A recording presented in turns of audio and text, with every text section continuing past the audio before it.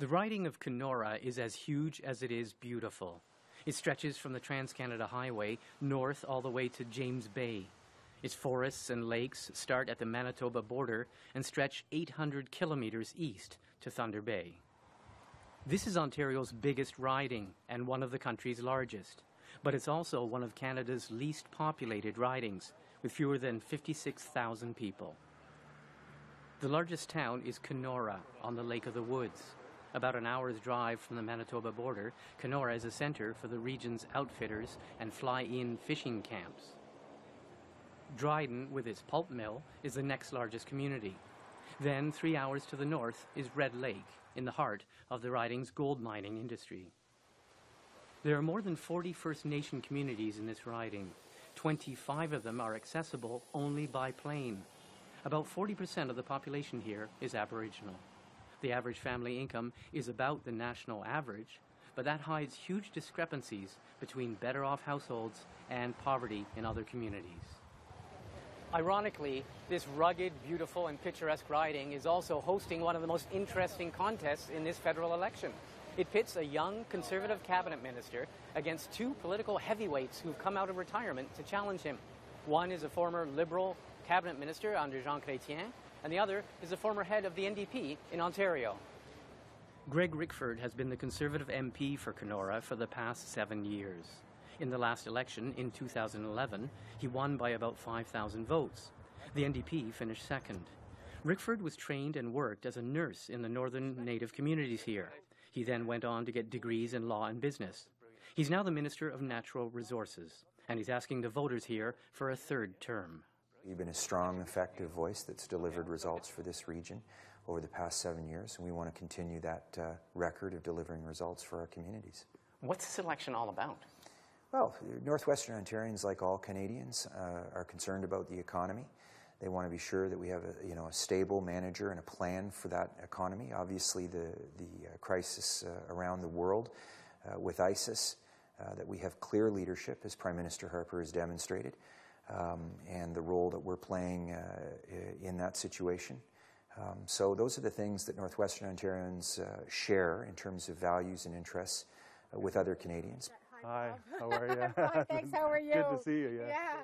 Bob Knowles is one of the retired politicians who's returning to politics to try to win this riding for the Liberals. Knowles was a Labour leader and negotiator. He was also the MP for this riding for 16 years, until 2003. And for 4 years, he was Jean Chrétien's Indian and Northern Affairs Minister. When I was here, we did have a vision and a plan. We did have lower unemployment.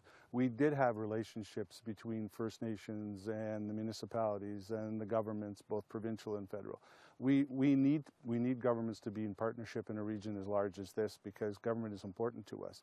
And because I'm one of those people who likes to negotiate and get things done. I'm not interested in driving around in my limousine, and I'm not interested in going to Ottawa to listen to what Ottawa has to tell me to tell my constituents. I'm going to Ottawa to be a northern representative, which is not an easy job because there's not many northerners there. And so you have to be very aggressive and ready to produce some results. Hello. The NDP's Howard Hampton is the other big-name politician who's returned to run in this riding. Hampton is a lawyer by profession, but spent 24 years representing this riding in the provincial legislature at Queen's Park in Toronto. He was also leader of the Ontario NDP for 13 years. He retired from politics 4 years ago, and now he's trying to break in on the federal level. I cannot stand the Harper Conservative agenda. I think I look at this is where I was born. This is where I grew up. This is where I have spent virtually all my life. In the time that the Harper Conservatives have been the government, the economy of Northwestern Ontario has been devastated. Now, I'm not saying that that is all their fault. I'm simply saying that at a time when so many of the economic levers were working against this region, the Harper Conservatives were nowhere to be found. Hey, how's it going? I'm Bob. What's happening? Not much, just out campaigning. Oh. Yeah, out working the ground. So I'm just out campaigning, out looking for support, out to getting you to think about the election and what's going on. Okay. What this is probably one of the most important programs for us that we announced is the the new Canada Child Benefit. Mm-hmm. And what this is basically for based on family income. And so depending on what your income is and how many children you would have or your other family would have, one child would get $6,400 if their income was $30,000 or less. And then, so this is about a $20 billion program. It's intended to help families with who need help, and this, I think, is probably the best program we've ever come up with. So that's one part of it. And so the other part of it is, from an Aboriginal side, we've announced a $3.1 billion for education, so we think that's going to help in the communities. So where are you working these days? So that's a good question for me, and what are you thinking about in this election? I don't know. I haven't heard all the stories yet. So. No? No. So you're still waiting to figure it out? Well, you got another 6 more weeks left, eh? We need roads or signs on here because we were talking about Airport Road up here. Yeah, well, Wayne was telling me he put 2 on the bypass. What do you think this election is going to be about in this riding? It's all about the economy. This economy is in really rough shape. We are right now at 13% unemployment, not including the Aboriginal communities, because they don't factor the Aboriginal communities in very well, because it has a low employment rate. So for the sake of argument, we could be 25 to 30% unemployment in this region. Unbelievable. I mean, it's just as bad or worse than any part of the country. And so it has to be the economy. And obviously that means, where are our young people going to work? What's the point of sending our kids away to school? They can't come back. They have to leave. We as Northerners, that's not what we want. The second part of this, of course, is this whole issue of governance itself and how it operates. I think a lot of people expect their member of parliament, the government that's representing them, to be very transparent and open and working with them, and we don't see that here. So those are the issues. The last one that we hear a lot about at the door, of course, is healthcare and where that's going, because healthcare here is always a complex issue because we're really isolated. So some community members, some people have a difficult time getting specialty services. They got to go to the eye doctor. Well, they'd have to go to Winnipeg. If there's other operational stuff they have to do, sometimes you have to go to Thunder Bay or even further down south. So that's the kind of issues you hear a lot about, and what the role of the federal government is in that. Oh, how you doing? Good, are you? Howard Hampton. I'm the NDP guy in the election. Hi. How are you? Good. I want to leave some information. Okay. Have you thought much about the election? No, not really. Okay. You have any questions? Nope. I'll just make this point. I think it's pretty clear the Harper Conservatives have done a good job of looking after the wealthiest Canadians over the last 7 or 8 years. But they've largely forgotten about ordinary folks and largely forgotten about communities like this. So most people I know want to see them gone. And if that's your case, ask you to have a look at that. Yeah. Okay, and think about your support. Okay. Good. Thanks very much. Yeah. Where do you work? Gold Corp. Gold Corp. How long have you been there? 8 years now. Are you from Red Lake? Yeah. Okay. If 2/3 or more of Canadians are saying they want change, as you say, even 70% of Canadians are saying they want change, and they want the Harper government gone, how do you persuade them to vote NDP and not Liberal? Because this is one of the other big questions in this election. I have a long history in this riding, and historically, I usually achieved about 60% voter support, sometimes 65% voter support. People know my work. People know the kinds of things that I've stood for. Okay, I have to interrupt you there, though. Yeah. Bob Knowles can say both of those things. He was getting 60 to 70% support as an MP, and he has a long history in the riding. So how do you differentiate between two very capable, able politicians who've come out of retirement? Well, Mr. Knowles, the last election he ran in was 2000. That was 15 years ago. And for all intents and purposes, he's been gone for about 12, 13 years.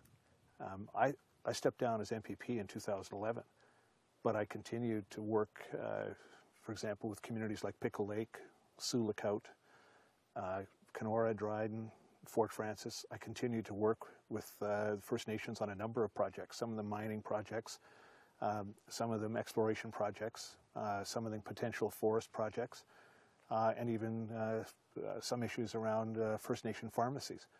So my involvement has been continuous, and I think people recognize that. And so I think in the big picture, it's going to become more and more evident that only New Democrats will be able to defeat the Harper Conservatives. Much has been made by the fact that you're running in this election against two very high-profile former politicians, former Liberal Minister Bob Knowles, former NDP leader of Ontario, Howard Hampton, and Minister in the Ray government. They've come back out of retirement, both of them, to run against you. So it makes it's a very high-profile contest. What do you make of the contest? I don't comment on who my opponents are. For me, in my third election, folks at the door want to hear what my record is, and what our plans are for the future, and that's to continue to be a strong voice, deliver results for the communities, and keep that going. Folks out here in a riding that's 300,000 square kilometers, distances of 100 kilometers to Mayshon, Vermilion Bay, 140 kilometers to Dryden, 240 to Ignace, 235 to Sioux Lookout, 275 to Red Lake and Ear Falls, 100 kilometers south down to beautiful Sioux Narrows. These are places where people, especially during the long winters, want to be assured that their wastewater treatment facilities are state-of-the-art and work for them. Absolutely. Here in the city of Kenora alone, we have worked with the city to put a modern water treatment facility in. This is a sprawling city. Dryden, just down the road, has a $30 million water treatment plant with 2 brand new intake pipes that are coming as a result of Canada's Economic Action Plan 2015. So we're modernizing our cities, and it speaks to, if anything, what I came to in 2008 when I was elected for the first time. In the Kenora riding, when you talk about the economy, that means 3 things. There's tourism, the region's largest employer. And then there's mining, one of the traditional resource industries. And then there are the forest industries, pulp and paper and lumber. But the forest industries have been in a sustained decline over the last few decades, and many of the big pulp and paper mills have closed. The Liberals lost this riding in 2008 when the sector was going through yet another contraction.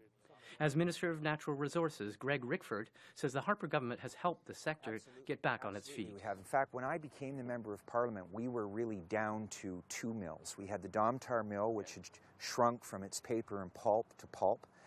A fair amount of jobs lost there. This mill had shut down shortly before I was elected. There were no other mills running. Now we have a mill opening in Ignace. I think you passed through it. Ear Falls is opening, expanding to new shifts. We've got Kenora Forest Products, which is the Minister of Fednor. We were pleased to support a revitalization, effectively, of their facility, modernizing it to diversify their product offering. We're going to bring a couple hundred people back to work in the forest sector.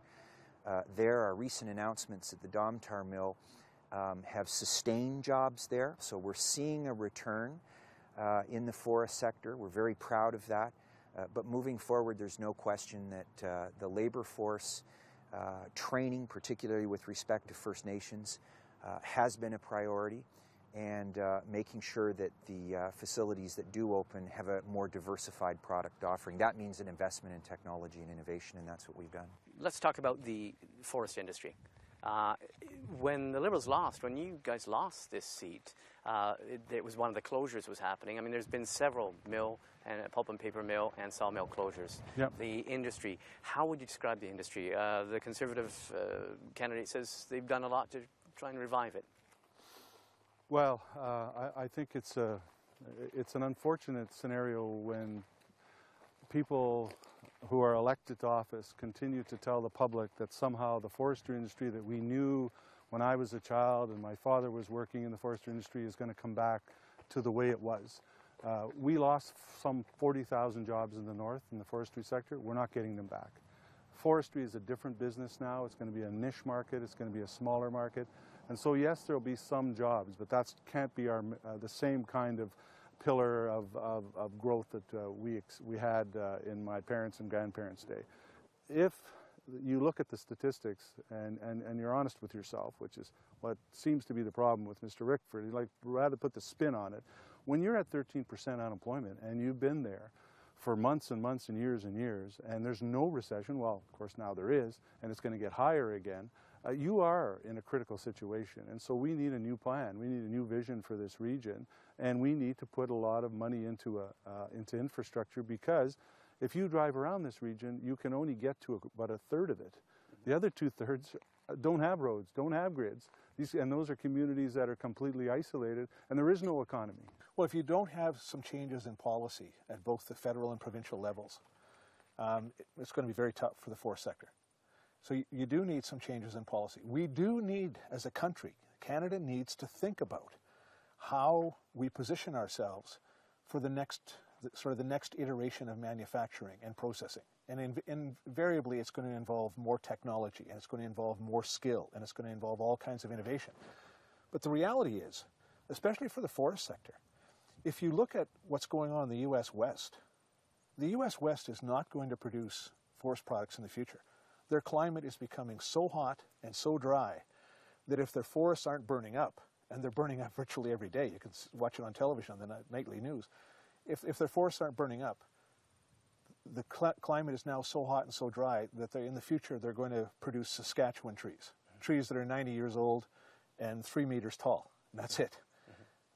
So our forests and all of the potential uses that can come up of them are going to have greater potential in the future than ever before.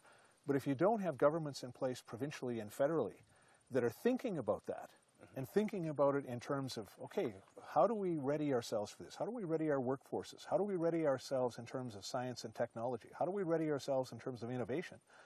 You miss the opportunity. This is one of the ridings probably with the per capita the highest proportion of Native voters. You got up to 40% of voters here are Aboriginal Canadians. How do you go about appealing to them? How do you go about getting that vote out? And there's been a lot of anger among Native communities against the Harper government. So I don't share that view. First of all, it's important to know that I spent more than 8 years of my life living and working in isolated First Nations communities, 6 of those years here, subsequently as a lawyer. There's a lot of enthusiasm. I'm not sure if you'll get a chance to go to the isolated communities, but we have 25 isolated First Nations communities. That means they have no road access, save and except for the winter roads. We have a strong record of delivering results in those communities. We've made targeted investments in quality of life things like schools, police stations, nursing stations, creating training opportunities. You can see the top of the building there. That's an old high school here in Kenora. Just in the past couple of years is now a training facility for First Nations. It's focused on the service sector because of the tourism opportunity that we have in Kenora. And as well servicing the resource sector. They're aligned with and have relationships with mining and forestry companies to service and staff some of the opportunities directly and indirectly related to that growth opportunity. Those are positive things. There's a call out by the Assembly First Nations and the head of the Assembly First Nations, Perry Bellegarde, and he's made a call to Aboriginal people across the country to get more involved than they have been historically, to go out and vote, sometimes for the first time, many times, he's saying for the first time. And accompanying that vote has been, though, a lot of messaging that they don't like the track record of the Harper government. They feel on issues of education, on issues of social development, on issues of clean water, on a lot of issues. You're saying that your track record as an individual who's worked in those northern communities is going to, in a way, counter... It's unprecedented, frankly.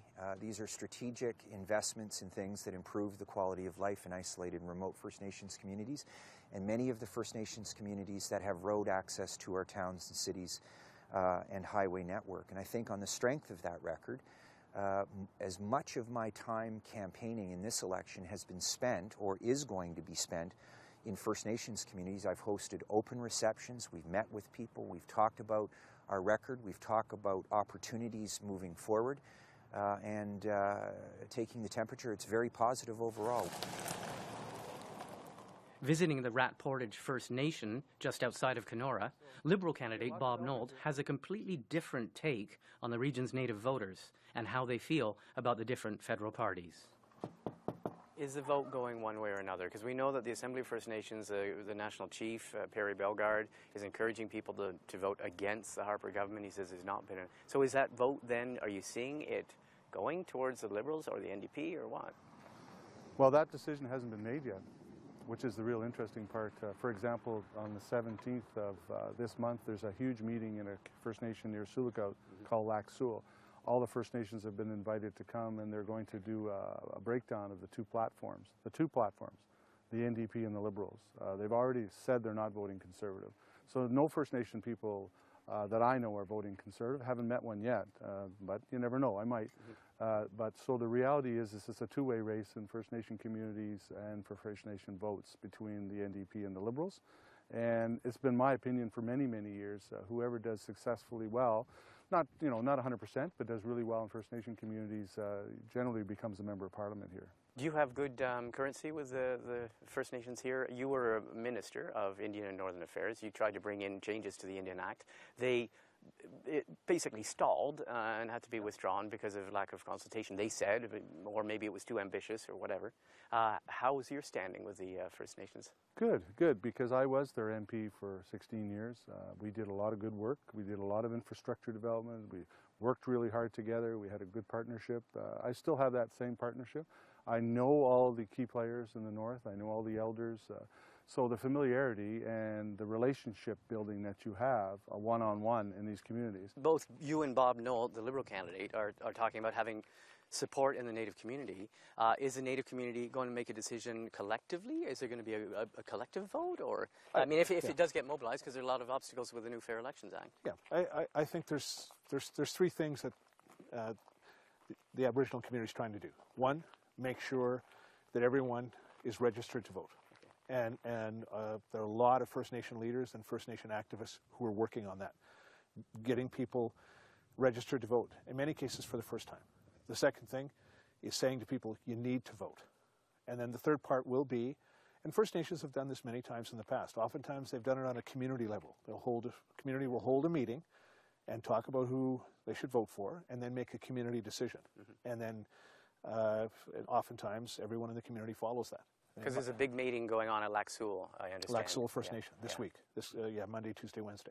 And some effort will be devoted at that meeting to determining who Treaty 3 First Nations and NAN First Nations should vote for. Kenora riding has a small population, and the city of Kenora even more so. Almost everyone here knows the different candidates, and they're wrestling with a decision that they'll be called to make on October 19th. Basically, when you watch the election, what's important to you in the election? Getting Harper out. Why? Bad decisions. And I don't feel like I'm more NDP Liberal, so just very, very opposite of what he is. So that's just how I feel. Well, my family has always followed Harper. Greg Rickford's an awesome candidate for Kenora.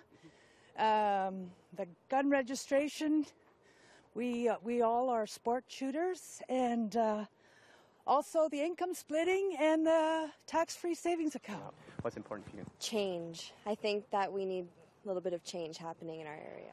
I'm watching for a few changes made in the country. I'd like to see senior citizens getting more than they are right now. I agree with a lot of people's sympathies right now in the situation overseas. I think we do need to help these people, but I don't think it should necessarily become the hottest topic of the election. I think it's covering up too many other issues that need to be brought out. Are you leaning one way or another when you watch the political parties? Well, I've always been very faithful to one party, and I'm really starting to have my doubts. So I have to reconsider the whole thing at this point. Can I ask what party that is? No, I'd rather not say. Is it a party that's in government? Could quite be. Yeah. Anything important to you?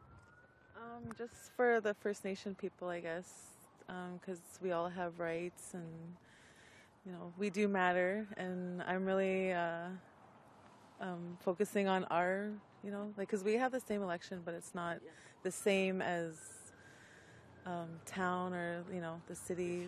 Are you thinking of getting involved? And is there something that really is important to you? Well, I spoke to my uncle about it before, and he encouraged us to vote, but we just don't know who to vote for because we don't know who to trust.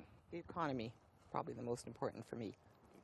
Are you leaning one way or another, or is your vote taking you one way or another? I'm still undecided. I'm not sure.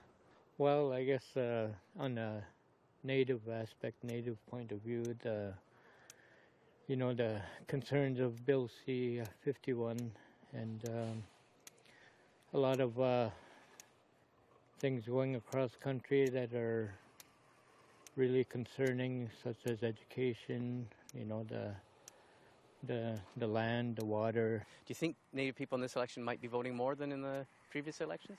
Well, I'm hoping they are. I mean, I hear everybody trying to, you know, they can't emphasize enough to try and get to the polls. And to me, and a lot of people think that it's actually making it harder to register. And like, we're lake people, we're bush people, we don't have no, you know, residents or whatever. It's where you go in the middle of nowhere and turn right, sort of thing. And so I think, yeah, we encourage that. We hope we're going to see that. You've been paying attention to the issues. You've been paying attention to the voting rights. You've been paying attention to Bill C-51 and all that. Are you leaning any one way or another when it comes time to vote? Anyone but the one right now, I guess, is what I'd say. Get out there and vote and put your voice in there. I'm Ember Mckillop. I'm running for the Green Party of Canada. The Green candidate in Kenora is Ember Mckillop. She grew up in the region and she teaches in Dryden. This is her first time as a candidate, and she's proud to be the standard bearer for the Green Party in this election. Oh, there's a number of things that catch people's attention around here.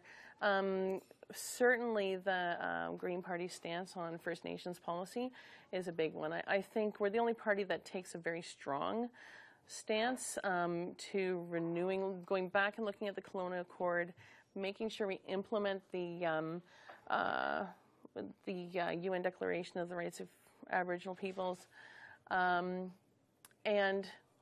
going back to talking about nation-to-nation talks, not, you know, again, creating policies that are just sort of handed down. So, yeah, I think the Green Party is the one that takes a strong stance in that area. The other thing is, around here, guaranteed livable income is another one that once people learn what it's about and how it works, you know, it's hard to argue with those kinds of, with policies that really do help, you know, people who are living with disabilities and people who are living below the poverty line and having to deal with all the red tape that currently exists. What does this riding need? Like, Kenora riding is huge. I mean, it's a big, huge riding, very diverse and all that. What does it need? What would the Green Party give it? Like, what would the benefit be?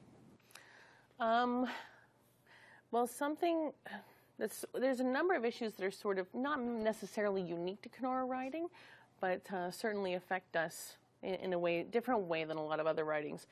I think the Green Party really would help to look out for this riding's long-term interests. We are definitely resource extraction, you know, based economy in this area, and unfortunately, all the towns around here are boom-bust towns. The Green Party's vision is to support resource extraction, but do so in a way that's more sustainable, that looks at the long-term health, social health, and economic health of our communities, and not at the expense of the environment. And I think that's the difference. In the riding of Kenora, Ontario, I'm Martin Stringer for CPAC.